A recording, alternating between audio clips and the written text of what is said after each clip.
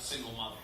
My mom is the strongest woman that I have ever known in my entire life. So I write a lot of poems to my mom to show her how much I appreciate her. I want everybody, every single person in this room, when they go home tonight, if I can give you just a very, very easy assignment, tell your parents how much you appreciate them. When you go home tonight, be like, hey, Mom, Dad, Grandma, Grandpa, whoever, just be like, hey, I really, really, really appreciate you. Because too often, we don't tell our parents that, right? They put shoes on our feet and shirts on our back and do all this stuff for us. We didn't have city buses where I was. My mom went leaps and bounds to drive me all over town, right? So it's I didn't tell her how much I appreciate her. So when you go home today, tell your mom, tell your dad, tell whoever how much you appreciate them. I saw you giving a little hug right there. That's what I'm talking about. That's exactly what I'm talking about. So my mom, knowing that she was raising me in a single parent household, knowing that I might never meet my dad,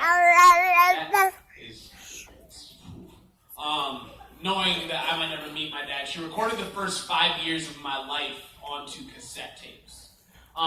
She knew that I might have questions about where I grew up and how I grew up. So everything from my first steps to the first words that I ever said were recorded onto these tapes. And she said at the first tape, she was like, on your 22nd birthday, I'm going to start sending these to you. So you can go on this journey in the same place that I'm at in my life. And sure enough, like clockwork, on the 22nd birthday, I go out to my mailbox, and there's a cassette tape with my mom. I know a lot of you guys are looking for what's a cassette tape? So it'd be kind of like if your parents sent you a CD every single year on your birthday. But when it was 2 years ago, I go out to the mail, and there's something for me that had never been opened. And when I opened it, it was from my dad, who I've never met before. And he went on and on for 30 minutes about why he didn't want to be around. And it made me so sad, and it made me so upset. And for a long time, I just walked through life just thinking that was okay, holding that sadness on my chest. And it wasn't until I really was able to write this poem that I'm going to share with you guys that I was able to talk about how I was feeling and what I was going through. So any of you that are growing up in similar situations, this is for you. For any of you that have something that you've gone through that you just don't have the courage to talk about, try to write it out, whether it's in a journal, whether it's in a notebook, on a tablet, on a whatever. Try to just write it out. Even if you're not going to stand on stage, even if you're not going to share it, it could be in a school notebook. I encourage you to try to write it out, because then you can see exactly where you're at. But here's the poem, and that's what it's about.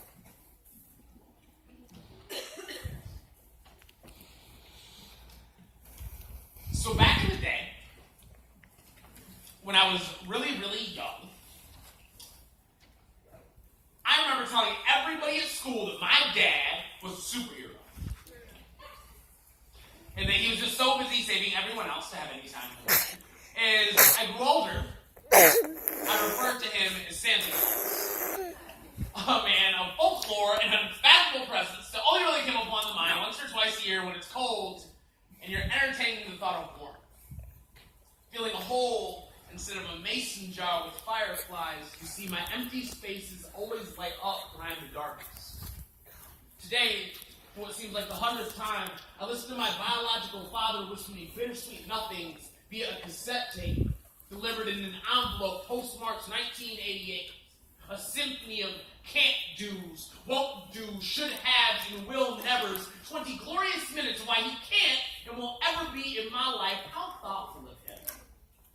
He should have titled it, The Reason You Don't Have a Dad.